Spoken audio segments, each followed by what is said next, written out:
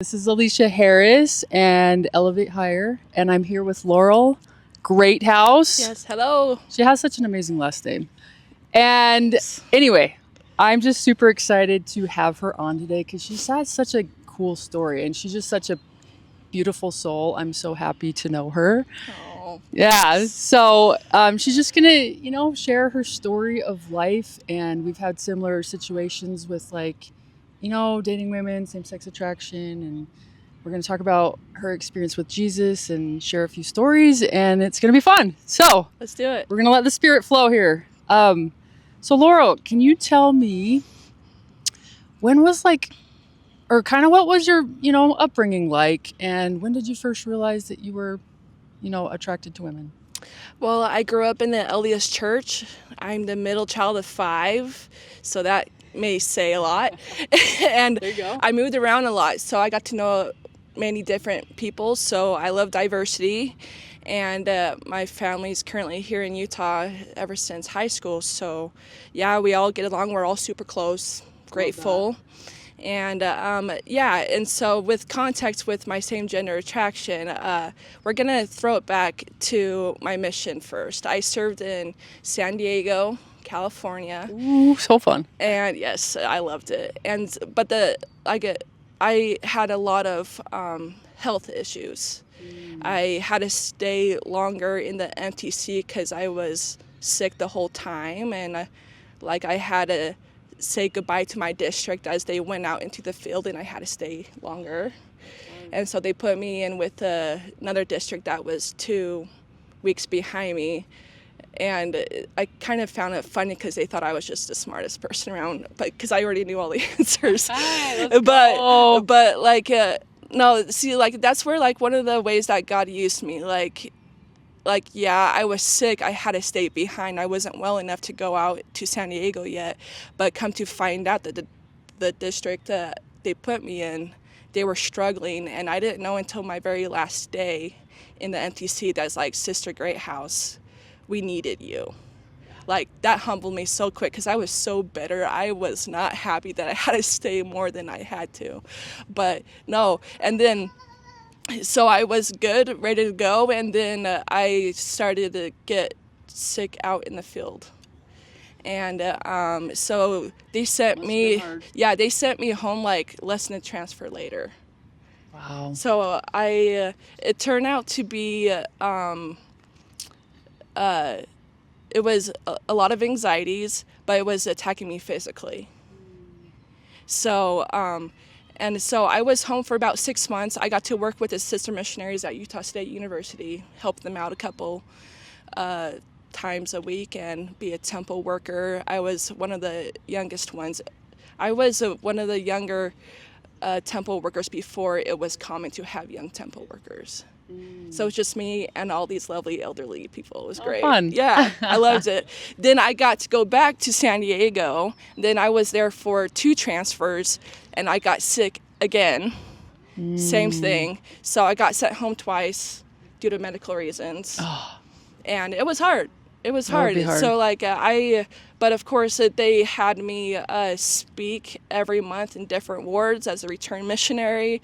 But I was just kind of suppressing my own pain. Suppressing your own pain. Yeah. Okay.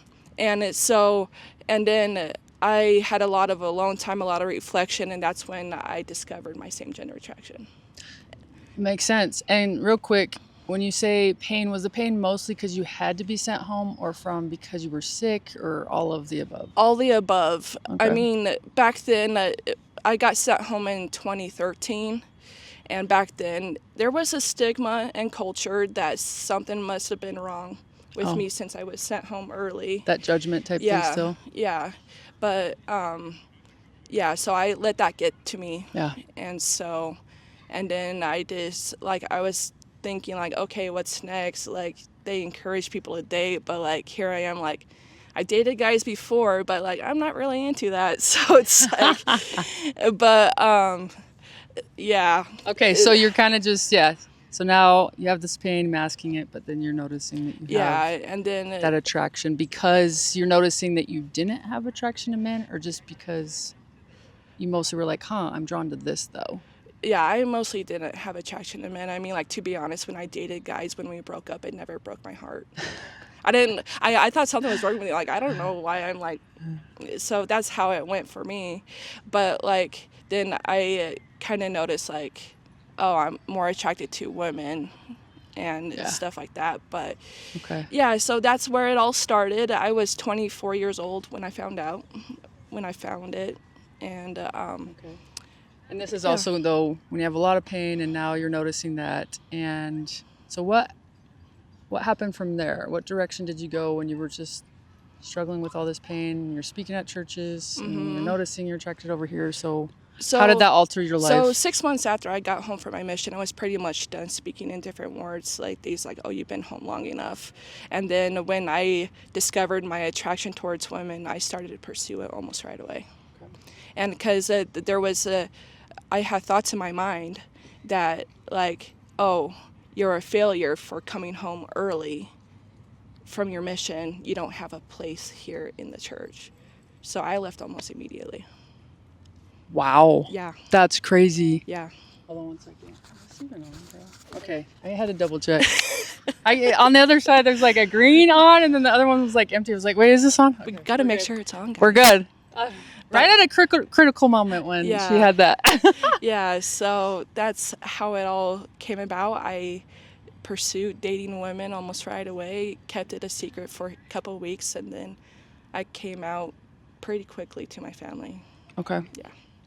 Makes sense. Yeah, and so I was dating women for 4 years, and some more serious than others. Some even had marriage talks in it. So Wow. yeah. Whoo. Okay, and were you just living in the world? Did you just like love it and you're just happy to be there? Oh yeah, I honestly thought I was free. Okay. Because, like, I didn't have any commandments to hold me accountable. I didn't. Well, I still went to church here and there, but I was pretty good at hiding dating girls while I was still went to church. But yeah, so I just like started to believe other people's opinions about God and about the church and about gospel principles altogether. And so while I was dating women, I had a firm belief that God didn't love the LGBTQ community. So therefore, I left all that. Isn't that crazy? Like, I was home for 6 months, and then almost like that, I kind of just turned my back on God altogether. And I thought it was the best decision I ever made. Could you also correlate? I mean, I can kind of see the thing there of like what happens though is you also had a lot of pain and you kind of shoved it down. Yeah. And so it's a lot easier to make decisions when we block things. Yeah. I mean, it's like, look, I didn't know about it when I was in the middle of it, but looking back, I was kind of like a robot. I was just going through the motions. I mean, like, yeah, the feelings I felt towards women were real and still are. I still have attractions to women, lo and behold. But yeah, it's just, I just dealt with a lot of pain from coming home early. I mean, I know it was the Lord's will, but it was like probably the hardest thing. And like, luckily people now, they give people more grace when people come home. Mm-hmm. But back then that wasn't the case. I mean, like, my family was very supportive. It's just that people like, oh, they're very nosy. They want to know, like, what did you do? Like, come on, guys, let's get real here. It's like the cultural judgment of like, you didn't fit the box, so. But like the thing is, like, it took me a while to accept that I was sent home early, but like in the mission call, I still had some pain, but like the mission call letters, like, it's anticipated you serve for this X amount of time. It's not like you have to. Like it. But with how you were treated and everything, that obviously added to your pain and shame, I'm sure. Oh yeah. Because shame usually comes in of like, oh. Because when the judgment comes in, it was like, I guess you probably started making decisions like, yeah, I guess I don't fit the mold. I guess I'm not. Yeah. And so it's like, yeah, that's pretty much how it went down. And so, so it is a lot easier to abandon God when we kind of already feel a certain way and shame. It's like, you know, whatever, I'm going to go this way then, because that's how I feel, and I want to feel something. So Yeah, totally. Yeah. anyway, I've experienced that. No, thanks for sharing that part. And so when you were in it, it obviously just, in a way, could you say that kind of, now you're dating women, kind of you realize you turned it back on God, and now you kind of made this your source. You started to believe God didn't like this, but you were happy here, and so there's no way that you couldn't, like in that frame, we see you've been on both sides of the scope, but in that frame, you knew that that's who you are. Like there's just no shadow of a doubt that that's who you are. Yeah. Yeah, totally. That's what I claimed, and As an identity, and yeah, I didn't even consider being a child of God during that time either. Which, yeah.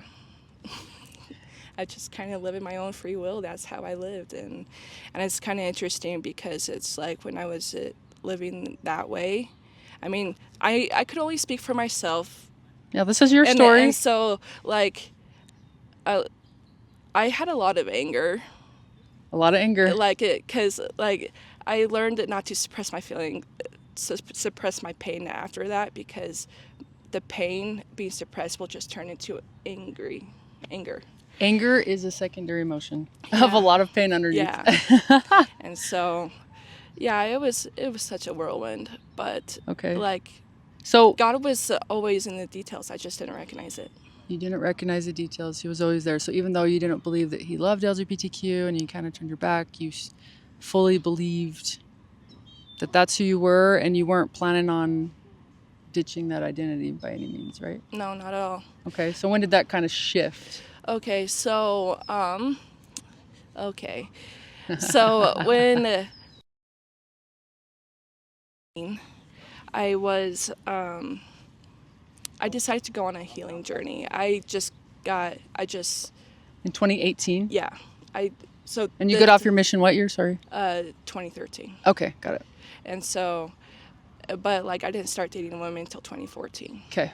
And so 2018, I decided to go on a healing journey. Why is that? Because I just felt like my soul was into a million pieces. I didn't know who I was. Even though you were dating women and enjoying that? Like it did, yeah, I enjoyed dating women. It was great. And so... But something inside of you was dying while you were doing it. Yeah, okay. Totally. And so I decided to go on a healing journey. I had no intentions to going back to church or having a relationship to God, but something kept on pulling. It's just that it's kind of like the God is a God of connecting the dots, and it's so very patient God and loving. Yes. And so I decided to go on a healing journey, just got out of a relationship with a girl, and just wanted time for myself, because I pretty much went like, oh, let's date this girl. Okay, that didn't work. Date like a 4-year with no break. Like, what am I doing? And so it's like date. Okay. Yeah. And so so I decided one of the things, okay, backtrack. Sorry, my mind is all over the place. No, you're good. Okay. All right. So backtrack. I was still dating this girl while I was going to Utah State University. I was involved with the basketball program there. And so I had a good time, but like I just had this nudge, like move to Orem. Like, why the heck would I move to Orem?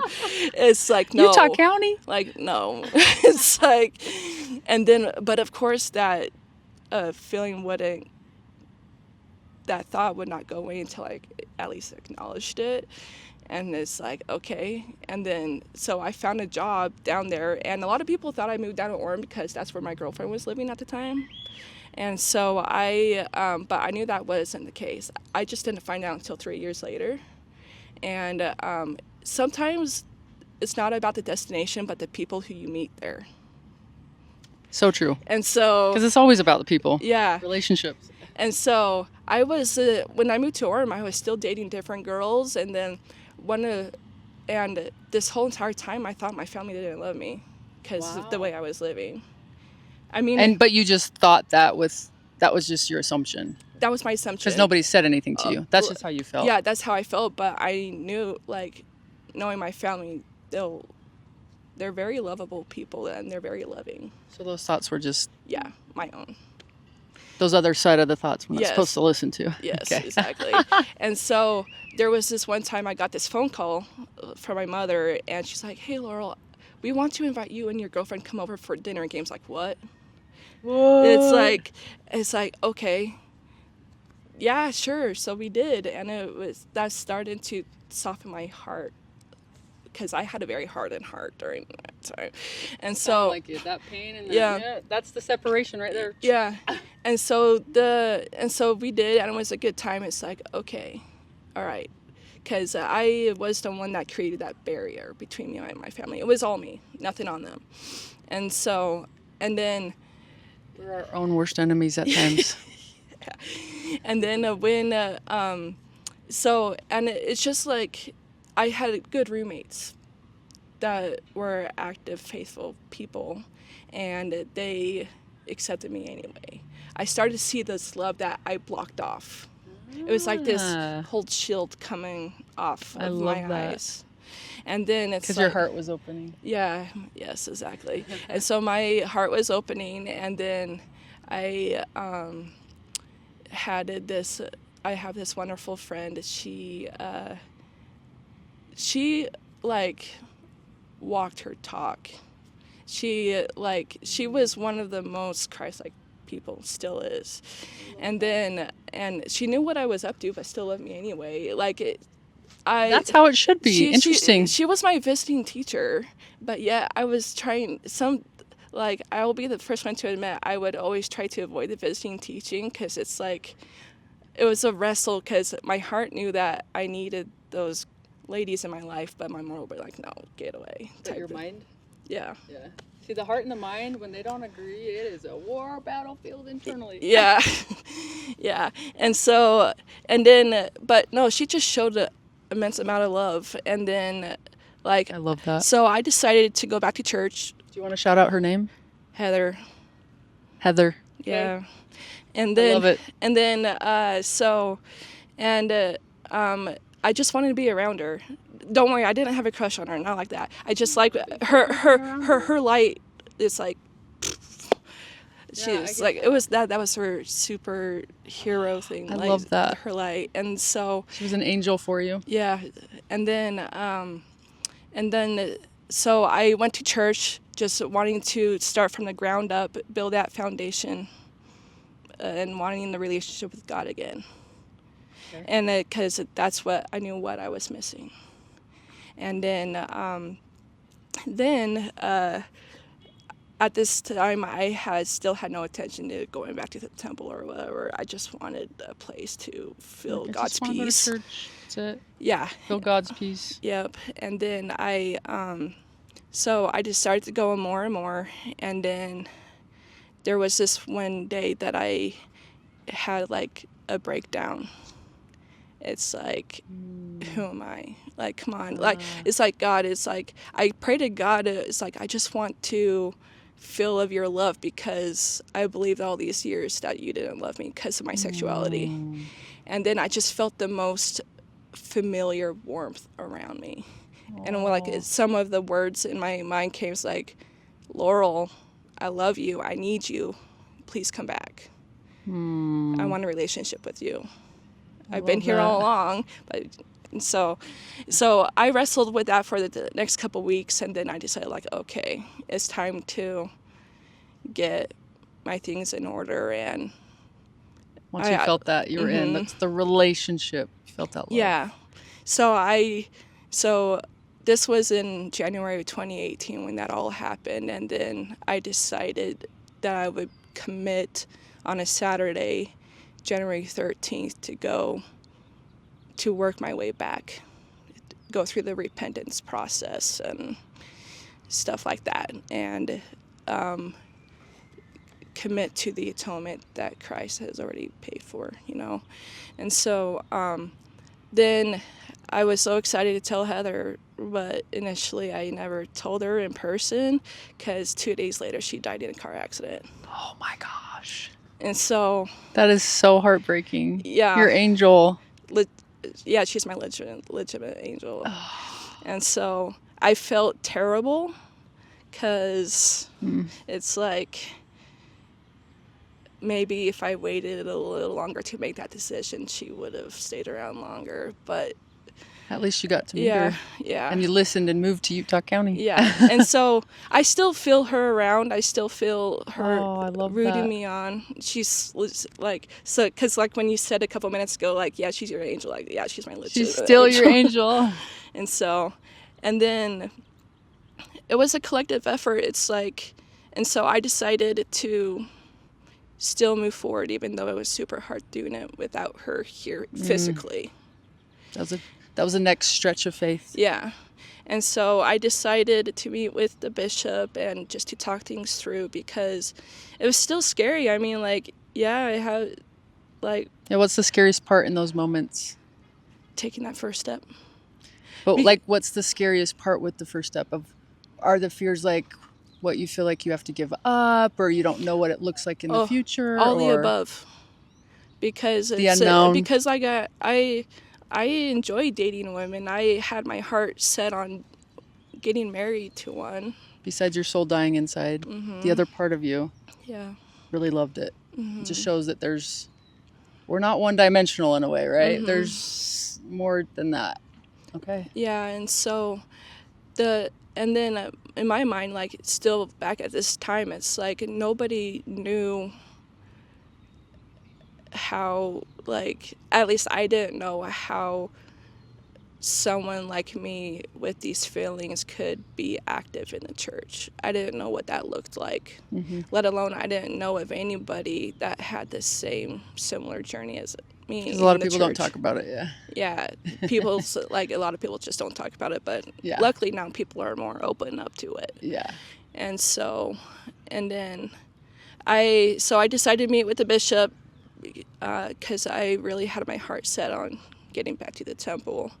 And especially since you felt that love of God, you're like, you know, I want that more than my fears of the unknown. Yes. Okay.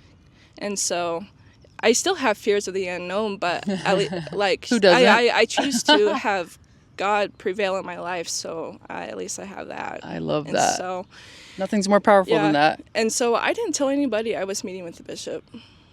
Because what was the fear?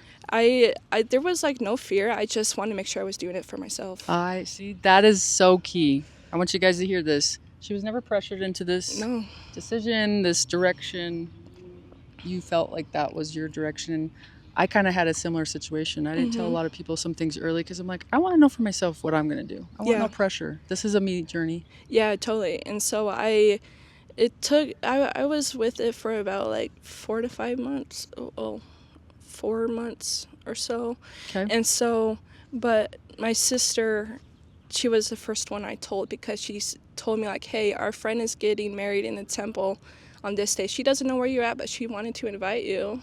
And it's like, well, so, okay. So I told her, like, maybe I'll have it in time. Maybe I could attend. And it turned out that I got my temple recommend back in mid-April, and I was able to attend my best friend's wedding. Oh, that's amazing. Yeah, it was cool. Great. And so, and then I just remember my first time back in the temple, it was just full of peace. And that same sister went with me, and we went to the Provo temple. And so... The Provo temple? The old one. Okay. The one that's in the middle of renovating. Okay. But yeah, it was... Like you were just so happy to be there. It was just... I was so happy to be there, and it felt like home. Even though it took a lot of sacrifice to get there. Yeah, and then it's soon after that same bishop, like, hey, Laurel, how about you become a temple worker? Like, dude. Temple worker. Let's go. I just got back to church. Like, give me some time. And then, of course, that thought never left my mind. It's like, okay, I'll go for it. Wait, did somebody ask you that, or it was a thought that came to you originally?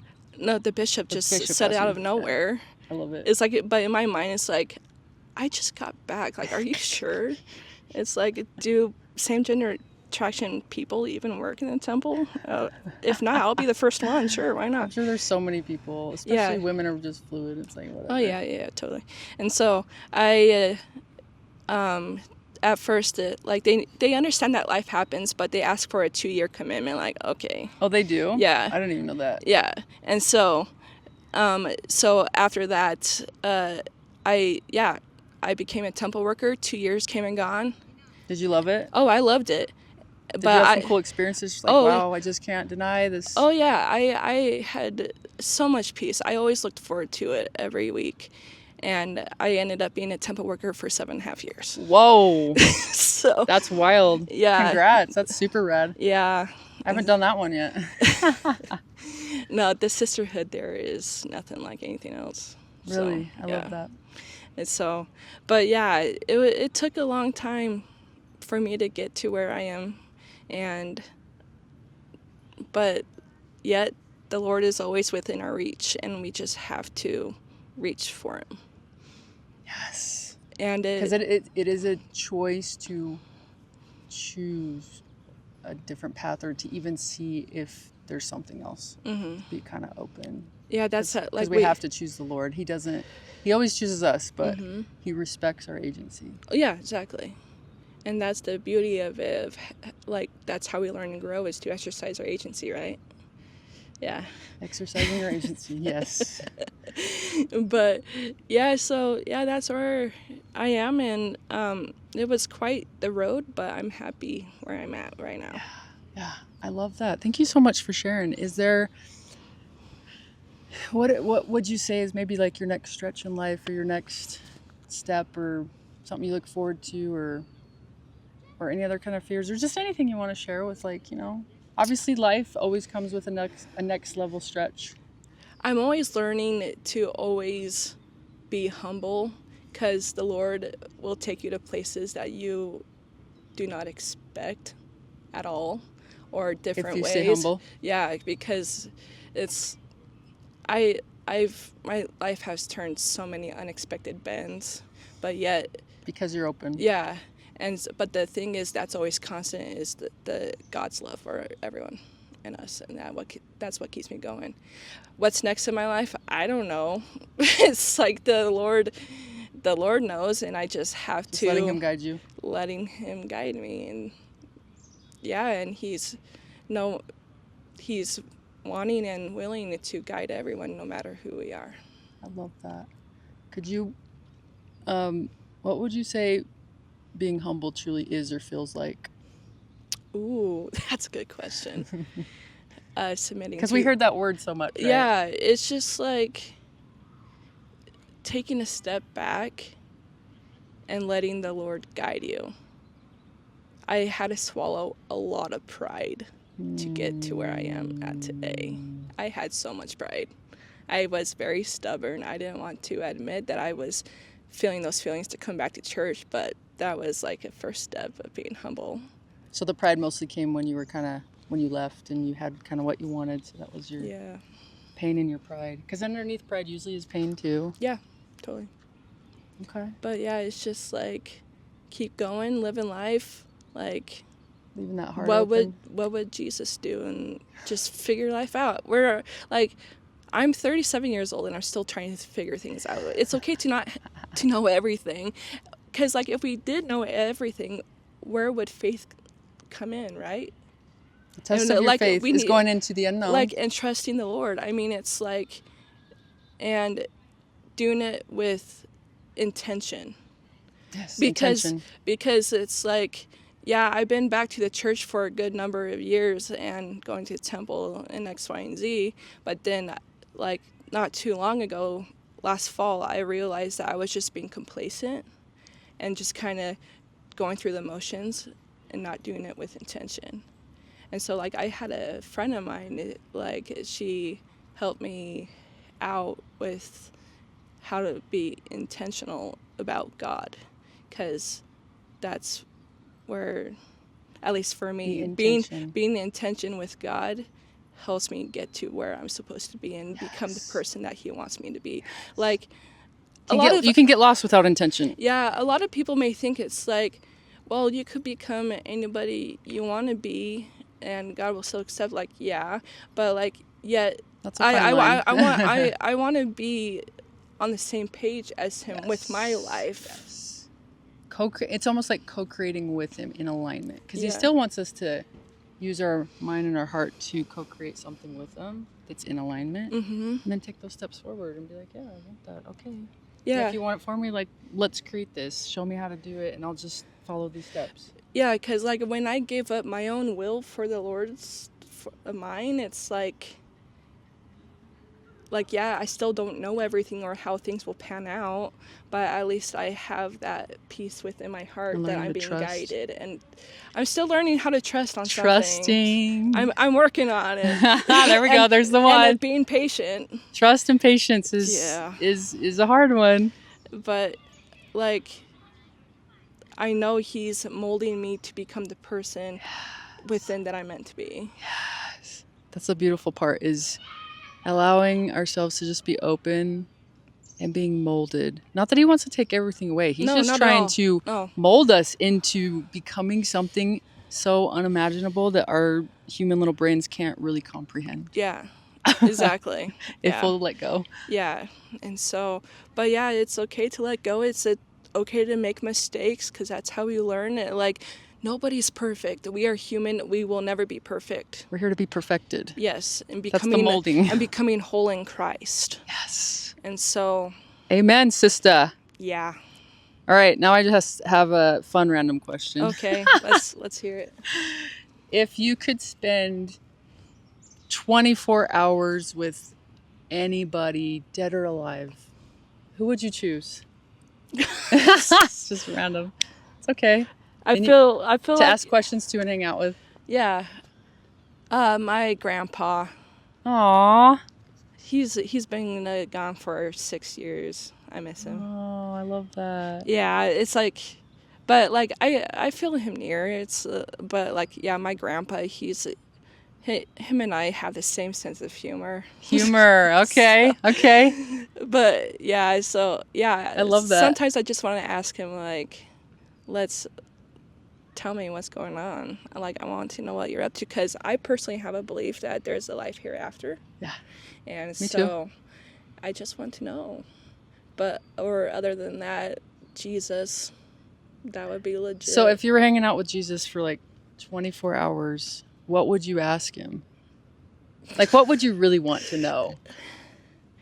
More than anything. It'd be like, I've really wanted to know this. And you could just record the whole conversation and keep it for life. Like, what would be like the most intriguing thing to know? Oh, Alicia. You don't have to answer it, but it's just a fun question. No, I want to find an answer on this one. Probably like, will it all make sense? That's why the trust thing is still there. Yes. Will it all make sense? Yeah, exactly. I know. I'll get there. It's like, but yeah, I mean, because I still have a lot of unknowns, but I'm sure it will make sense. But like, hearing that from the Lord will probably be, yeah, that would be legit. Those direct answers. Oh, I love that. Yeah, maybe that was just my own personal revelation, and it'll all make sense. I know it would be. Yeah. Just hearing it from him would just kind of put the cherry on top. Yeah, that cherry. Well, Laurel, you're amazing. Thank you for sharing your beautiful story. Oh, thank you. I hope it's here to help bless and inspire hearts. Because again, God's not here to control anybody. We have agency, but as I've learned, and as she just shared, like, there's more to the story if we can just be open and learn to trust. Mm-hmm. And it's a beautiful journey. And we can only become more and receive more if we'll just not try to control everything. No, because like if we were to control the uncontrollables, we would never be happy. It's so true. Ever. It's so true. Even if we like it for a minute, right? And it's like, oh, but I like this. Yeah, but I'm trying to control. And then it's like with me growing up with a total diverse group of peoples, like in several different states growing up, it's just like, love them. Like, there's so much to a person than what you see on the outside. And just like, love them, hug them tight. Some of my friends don't like hugs, but I still try one of these days. But it's just like, that's the beauty and diversity. God made it that way. Yeah. And it's like different upbringings. Sometimes we wonder, like, why were they like brought up that way and I was brought up this way. Like someday it will all make sense. Just talk to God about it, right? Yeah, I talk to God. Then it's like, and another thing with prayer, a lot of people, including myself, feel like, well, I don't feel it this way anymore, but I felt that I wasn't worthy to pray. Oh, that's actually a big one. Yep. Because that never comes from God. He's like, I don't care what you've done, just talk to me. Yeah, he just wants to be talked to. He's like, just talk to me. And then, like, of course, I had the same thing in my mind. It's like, oh, he's a God. He probably will know what I'm gonna talk to him about. Oh, he already knows. But like, we have to ask, and we still have to open our mouth. Yeah, exactly. So, and yeah, and that. Just like love thy neighbor as thyself. You know, so if you don't love yourself, it's gonna be hard. Hey, it's true. Oh, okay. Actually, now that you're still talking, I have one more little thing for you to share with. To share with what? No, go ahead.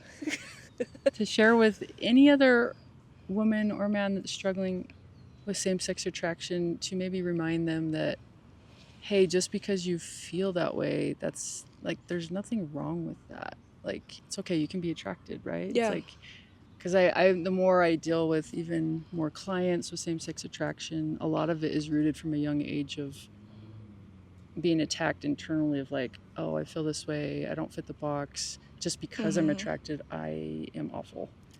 Yeah. And it just gets rooted at such a young age, and then that makes it even more causing separation within because of that deeper, darker belief. Yeah, And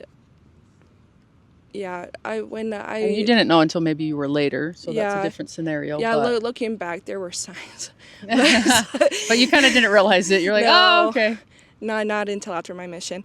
But like, sorry, my brain. And maybe that was good timing for you, because I know you heard like even Haley's story, or some people like they deal with it young, and it's like, hey, just be open with it. And to anybody else that's watching and you don't deal with it, like if somebody deals with it, don't make a judgment about it, because that's their struggle and it's not yours. Everybody has something, I promise, even if you can't see it behind their perfect looking external self. Yeah, so it's like I do, how am I going to word this? And there's layers to all this. Yeah, with my same gender attraction, I hated it for the longest time, to be honest.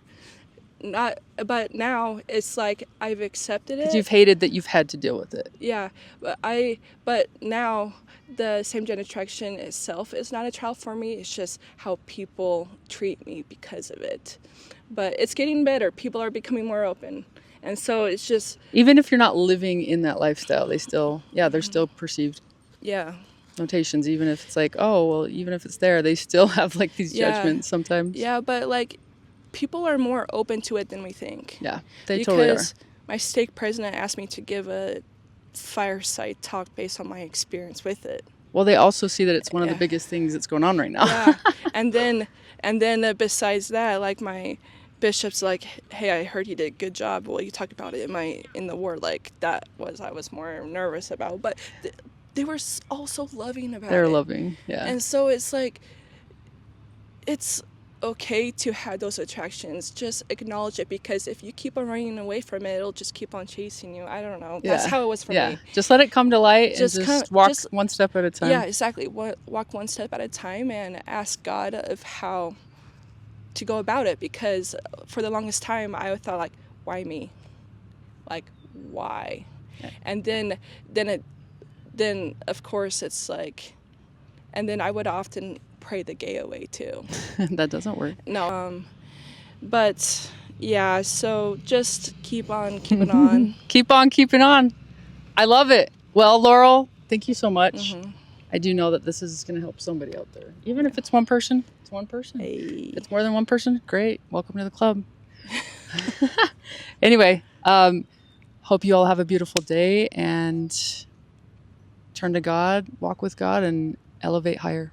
Let's go. Woo!